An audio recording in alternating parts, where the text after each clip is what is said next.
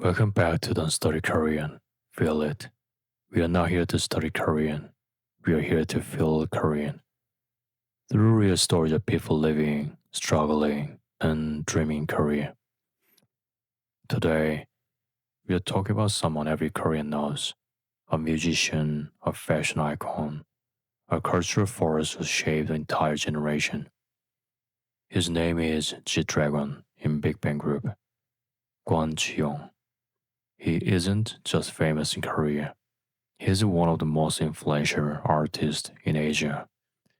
A name that changed what K-pop could sound like, look like, and feel like. But this episode isn't about the superstar.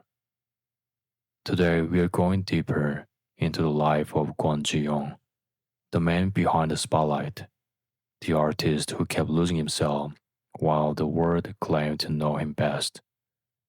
This is a story about talent, pressure, identity, and the long, painful road of trying to remember who you really are when everyone else thinks they already know.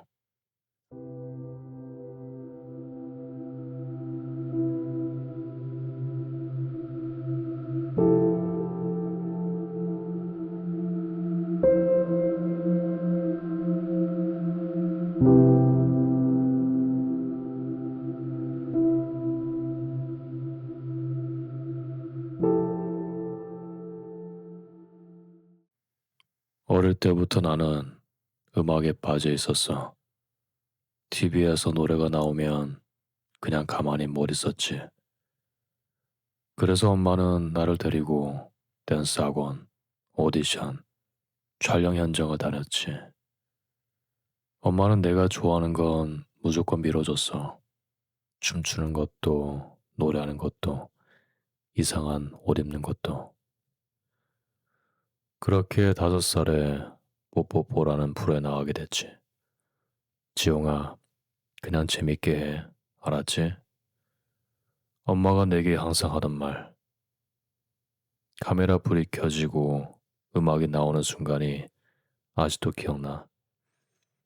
무대가 전혀 안 무서웠고 그냥 신났어. 그 무대를 보고 룰라 쪽에서 연락이 왔고 그렇게 난 꼬마 룰라가 됐어. 7살짜리 꼬마가 전국 콘서트를 따라다니면서 수천 명 앞에서 춤을 췄어. 애들한테는 장난 같은 하루였지만 공연 끝나고 집에 가는 길에 묘하게 가슴이 뜨거웠던 기억이 나. 근데 어느 날 룰라가 표절 논란으로 활동을 멈추자 꼬마 룰라도 같이 사라져버렸어. 나는 그냥 쓰다가 버리는 존재이구나. 8살짜리에게는 감당하기 힘든 순간이었어. 그래서 엄마한테 이제 춤도 노래도 안 한다고 했지. 한동안은 나도 남들처럼 학교 다니는 그냥 평범한 애로 살았어. 하지만 인생이 그렇게 쉽게 날 놔주진 않더라. 가족이랑 스키장에 놀러 갔다가 우연히 춤 대회를 하길래 나가봤어. 나보다 훨씬 큰 형들 사이에 그냥 재밌게 춤췄는데 1등을 해버린 거야. 근데 그 무대의 사회자가 바로 SM의 이수만이었어. 그 계기로 나는 SM 연습생이 됐어. 보아, SES, 신화. 그런 선배들이 있는 회사에 8살짜리 꼬마가 들어간 거야. 근데 솔직히 말하면 그때 회사는 나한테 어떤 비전도 보여주지 못했어. 한 달에 한 번, 3달에 한 번 회사에 나가서 춤 연습 조금 하고 다시 집에 오고. 내가 여기서 뭘 하고 있는 거지? 그 어린 나이에도 그런 생각이 계속 맴돌았어. 그러다 10살 때 친구 집에서 우연히 우텐 클랜 음악을 들었어. 첫 비트가 나오는 순간 진짜 충격이었어. 그때부터 난 힙합에 빠져들었어. 10살짜리 꼬마가 형들 사이에서 프리스타일을 배웠어. 그때 처음으로 내가 하고 싶은 음악이 뭔지 알게 됐어. 13살쯤 여러 가수들이 모인 앨범에서 최연소 래퍼로 참여했고 지드래곤이라는 이름으로 발표된 노래도 나왔어. 그때부터 내 이름은 그냥 권지용이 아니라 조금씩 지드래곤이 되어가고 있었어. 그러던 어느 날 내 랩을 들은 양현석 형한테서 연락이 왔어. YG 사무실에서 형은 나랑 엄마한테 회사의 비전을 얘기해줬어. 그러다 엄마가 잠깐 자리를 비웠는데 나한테 신신당부를 했어. 너는 꼭 YG 와야 된다. 엄마가 뭐라 하셔도 울고 불고 해서라도 무조건 여기 들어와야 된다. 집에 돌아와서 나는 진짜 울고 불고 하면서 엄마를 설득했고 그렇게 YG랑 계약을 했어. 그때부터가 진짜 시작이었지. YG 연습생 첫 1년은 거의 청소부였어. 회사 오면 1시간 청소, 겨우 2시간 연습, 선배들 심부름, 그리고 집에 가기 전에 또 청소. 누가 챙겨주지도 않았고 스스로 버티는 법을 먼저 배워야 했어. 그러면서도 무대를 향한 감각은 하나도 놓지 않으려고 했지. 그때 태양이를 만났어. 나랑 동갑인 연습생. 우린 같이 청소하고 같이 욕먹고 같이 꿈꿨어. 힙합 듀오로 데뷔하자고 둘이 밤마다 얘기했지. 선배를 무대에 대타로 서기도 했는데 뭐 따로 챙겨주는 건 없었어. 우리 둘은 알아서 큰 옷가방을 여러 개나 들고 지하철로 이동하고 그렇게 꿈을 키워가고 있던 우리들에게 회사는 청천벽력 같은 소리를 했지. 힙합 듀오가 아닌 아이돌로 데뷔하자고 한 거야. 그 말은 나에게 거의 사형 선고 같았어. 나는 나만의 춤, 나만의 음악을 하고 싶은데 똑같은 옷을 입고 똑같이 춤추는 아이돌이라니. 그만두자니 연습생 6년이라는 시간이 너무 아까웠어. 그렇게 새로운 멤버들이 들어왔고 우리는 빅뱅이라는 이름으로 세상에 나가기 위해 2년 반을 준비했어. 하지만 마지막까지 회사는 날 구석으로까지 몰아갔지. 정식 데뷔 무대가 아니라 서바이벌 프로그램. 시청자들 앞에서 우리가 떨어질지 데뷔할지 결정되는 구조였어. 양현석 형은 나한테 그래서 지용아 6년 연습하고 집에 갈래? 그 말이 위로인지 압박인지 협박이었던 건지.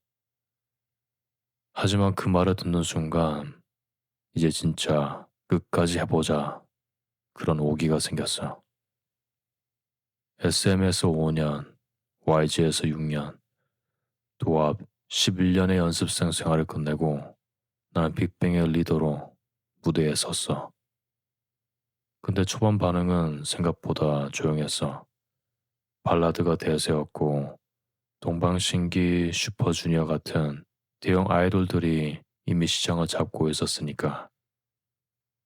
그렇게 막다른 골목까지 몰아세워지는 와중에도 난 계속 곡을 쓰고 있었어. 중학생 때부터 태양과 함께 외국의 MR 음원을 다운받아서 일주일에 한 곡씩 편곡을 했었어. 그렇게 2, 3년간 일주일에 한 곡씩 꾸준히 썼었지. 지금 생각하면 거의 수련같이 임했던 것 같아. 신기하게도 이별했을 때나 슬플 때, 외로울 때는 정말 앉았다가 일어나면 곡이 나왔던 것 같아. 하지만 행복하고 아무 일이 없는 날이면 아무런 영감도 떠오르지 않았어. 그렇게 처음으로 세상에 나온 곡이 거짓말이야. 원래 그 곡은 나의 솔로곡을 염두에 두고 썼던 곡이었지만 이번에도 회사에서는 자기 마음대로 빅뱅 타이틀곡으로 써버렸지. 발라드가 지배하고 있던 한국 가요계에서 이 곡이 사랑을 받았을 땐 진짜 세상이 흔들리는 느낌이었어. 그 뒤로 마지막 인사, 하루하루 연달아 타이틀이 성공했어. 그 중심에 곡을 쓰고 가사를 쓰고 무대를 디자인하던 내가 있었지. 하지만 그동안 내 몸은 조금씩 무너지고 있었어. 잠을 거의 못 자면서 곡을 만들다 보니까 살이 5kg 이상 빠져버렸어. 그 와중에 표절 논란이 터졌어. 내가 만든 타이틀곡 대부분이 표절이라고 욕을 먹기 시작했어. 어떤 사람들은 데뷔 3년도 안 된 애가 이렇게 히트곡을 연달아 쓰는 게 말이 되냐며 나를 받아들이지 못했어. 하트 브레이커가 나오고 또 다른 곡까지 표절이라고 몰리면서 나는 진짜 바닥까지 떨어졌어. 나중에 원곡자가 직접 표절이 아니라고 말했지만 그때까지 쏟아졌던 말들은 이미 내 안에 상처로 남은 뒤였어. 그래도 나는 꿋꿋이 내 이름을 걸고 첫 솔로 앨범을 준비하고 있었어. 근데 몸과 마음이 버티질 못했어. 데뷔 이후 한 번도 쉬지 않고 달려왔고 솔로 앨범에 대한 부담이 너무 컸던 것 같아. 결국 회사에서 먼저 사태의 심각성을 인지하고 솔로 앨범도 모든 활동도 중단시켰어. 다행히 한 달 정도 쉬고 나니 조금씩 나아져서 결국 내 첫 솔로 앨범을 완성했어. 그 앨범에는 진짜 내 안에 쌓였던 감정이 그대로 들어있어. 그건 그냥 CD가 아니고 진짜 인간 권주용의 마음이었어. 앨범 색감, 의상, 글씨체까지 내가 다 관여했어. 그리고 그 앨범도 대박이 났지. 근데 성공이 커질수록 사람들의 비난도 더 거세졌어. 솔로 콘서트를 준비하면서 나는 그 누구보다 열심히 무대를 만들었어. 팬들이 내 꿈속에 같이 들어와서 잠깐이라도 현실을 잊었으면 좋겠다고 생각했거든. 근데 다음날 언론은 내 퍼포먼스를 전혀 다른 방식으로 왜곡해서 보도했어. 10대 팬들 앞에서 선정적인 행위. 그 기사를 보고 눈물이 나기보다 이 생각이 먼저 들었어. 나는 뭘 해도 욕먹는 팔자인가 보다. 그즈음 극성 안티 팬들은 빅뱅 탈퇴 서명운동, 자살 서명운동, 말로 설명하기 힘든 잔인한 짓들을 시작했어. 22살, 나는 그 나이에 이미 세상에서 죄인처럼 취급받고 있었어. 그래서 어느 순간 친구 전화도 부모님 전화도 받기 싫어지더라. 그때 인터뷰에서 나는 이런 말을 했어. 저는 남들 자는 시간에 열심히 살고 있어요. 잠도 거의 안 자요. 도대체 왜 제 어디가 그렇게 미운지 궁금해요. 저도 아직 많이 상처받아요. 제가 많이 노력하고 있으니 조금만 더 봐주셨으면 해요. 그 말이 사람들 마음에 제대로 자리 잡기도 전에 2012년 대마초 사건이 터졌어. 일본 콘서트 뒤풀이 자리에서 술에 취한 상태로 처음 보는 사람이 건넨 걸 한번 피워본 게 문제였어. 나는 다 인정했고 검사 결과도 당시 마약 상태는 아니라서 기소유예 처분을 받았어. 10대의 우상, 아이돌 리더였던 내게 이 사건은 가요계 전체를 뒤흔드는 상징적인 사건이 됐어. 하지만 나는 여전히 내 음악을 통해 사람들에게 하고 싶은 말을 멈추지 않았어. 빅뱅 데뷔 10주년, 수십 개 도시를 도는 월드 투어가 시작됐어. 무대 위에서는 그 어느 때보다 완벽해 보였지만 백스테이지에서는 몸이 탈진해서 쓰러진 적이 한두 번이 아니었어.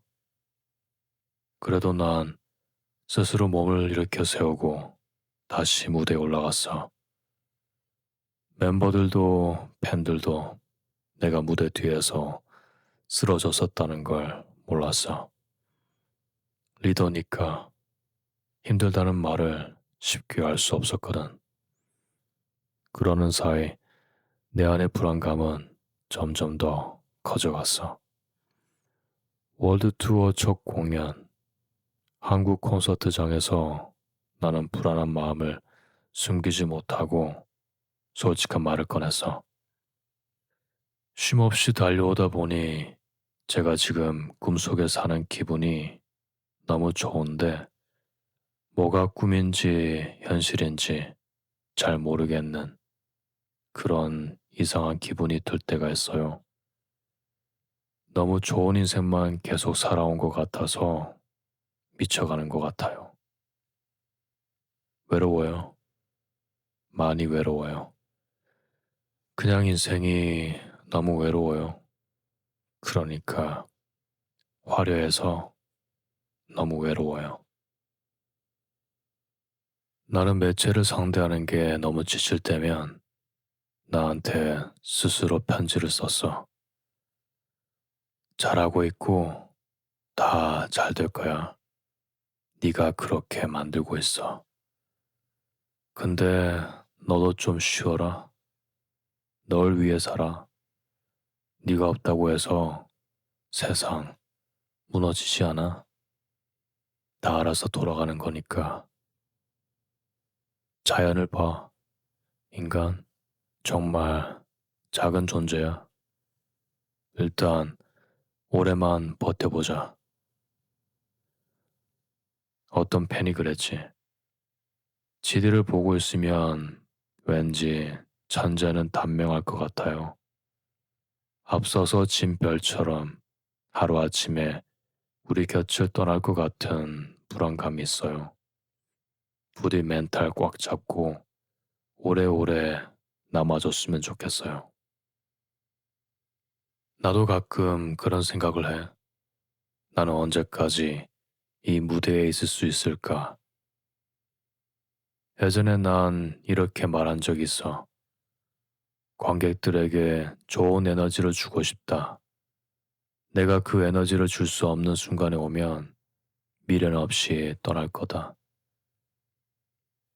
창작을 즐기는 방법은 따로 알지 못해. 그냥 나는 할 줄 아는 게 노래 만드는 것밖에 없었어. 난 가만히 있지 못하고 항상 무언가 해보는 사람인데 그게 또 재미있어서 시간 가는 줄도 몰라. 음악은 내게 그런 존재야. 6살 때부터 연습생 시절을 거치고 17살 때 데뷔를 했는데 내 인생에서 권지용으로 산 것은 4, 5년? 그 정도밖에 안 되는 것 같아. 나머지는 연습생, 지드래곤으로 살았어. 그래서 어느 순간 나는 누구지? 라는 생각이 계속 들었어. 좋아서 시작했고 좋아하는 일을 하면서 사랑도 많이 받았고 남들이 보면 진짜 부러운 인생이야. 근데 나 혼자 내가 정말 행복한지 의구심이 들었어. 월드 투어를 돌면서 외국 팬들이 내 노래를 한국어로 따라 부르는 걸 보면 그 순간만큼은 정말 영화 같아. 하지만 방금 전까지 무대 위에서 조명을 받으면서 멋있는 옷들을 입고 있었던 내가 그 무대가 끝나면 숙소로 돌아와 그냥 컵라면 끓여 먹고 영화 한 편 보다가 잠드는데 그런 무대와 일상생활의 갭이 일반인보다는 더 크다고 생각해. 거기서 오는 공허함, 허전함을 배로 느끼게 되는 것 같다. 무대 뒤에 내 일상은 작업실밖에 없었어. 거의 떠나본 적이 없는 것 같아. 딱히 나가봤자 아는 사람도 없고 다 작업실에서 모든 걸 해결하다 보니까 내 세상이 이 작업실이었던 거야. 모든 게 잘 돼가고 있으니까 누구한테 위로받기도 애매했어. 배부른 소리 하는 걸로 들릴 수도 있고, 투어 도는 동안에는 정신이 진짜 없어서 눈 뜨면 여기가 어디지? 라는 생각부터 해. 카메라는 항상 돌아가 있고, 그래서 쉬는 시간도 마음 편히 쉬질 못했어. 겉으로 보기엔 아무 이상 없어 보여도 속이 너무 골마했었지.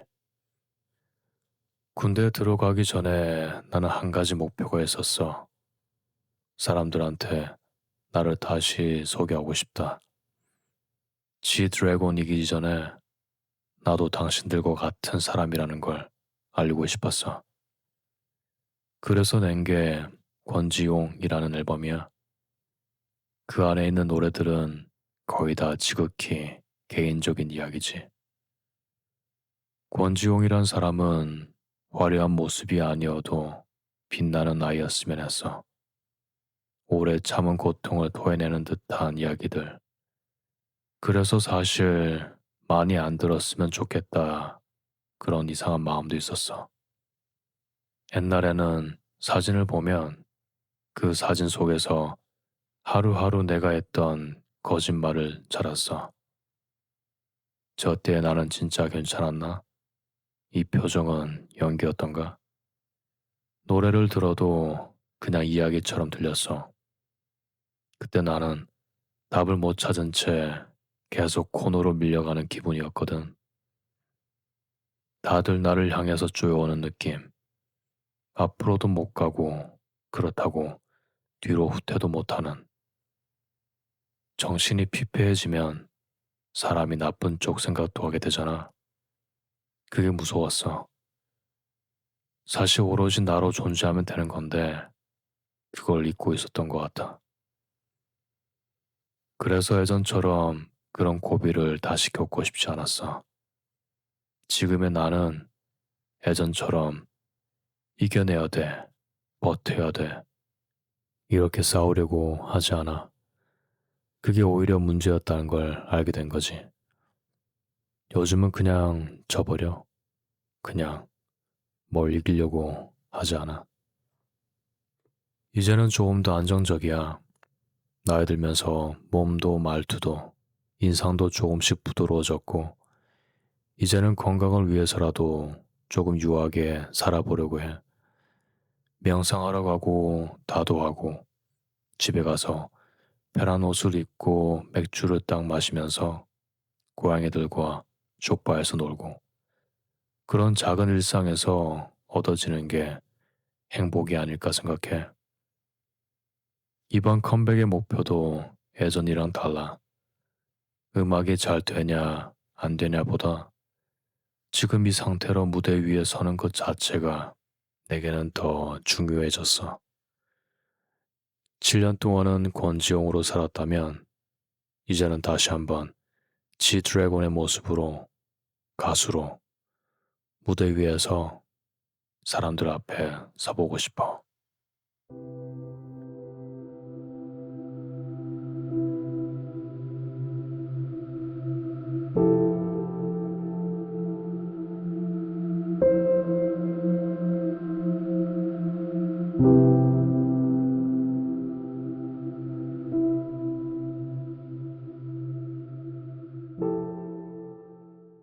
When you hear Jiyoung's story like this, it stops feeling like the life of a celebrity and starts feeling like the life of someone who kept trying to breathe in rooms where the lights were always too bright.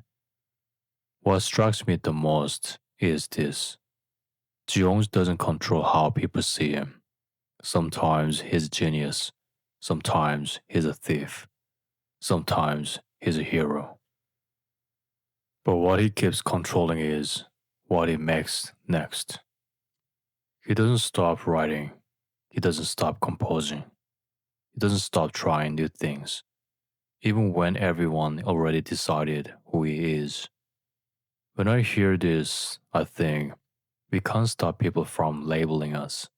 Too old, too late, too much, not enough. But like Jiyoung, We can keep changing the script by what we create, what we choose, and how honestly we show ourselves the next time. That's the part I want to steal for my own life.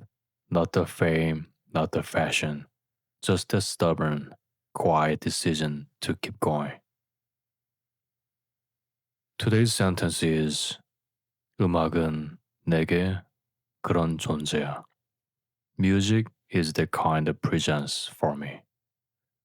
음악은 music 내게 to me or for me. 그런 the kind of or such. 존재야 existence or presence. The 그런 존재야 is a presence that plays that role in my life. Very emotional, introspective tone used when talking about something that anchors you, like 음악, music, 가족, family, 취미, hobby, 사랑, love. So pattern is something is the kind of presence for me. For example, 운동은 내게 그런 존재야. Exercise is the kind of presence for me. 여행은 내게 그런 존재야. Travel is the kind of presence for me. 커피는 내게 그런 존재야. Coffee is the kind of presence for me. Now it's your turn. Choose one thing, something that gives you strength or has meaning for you, and put it into sentence as a single word. Leave it in the comments. I'll help you fix or polish there. And remember, you don't need to study for hours. Just scribble one good sentence, make it part of your day, and let it live in your mouth. Keep it casual, keep it simple, and most of all, keep it fun. Don't study Korean, feel it.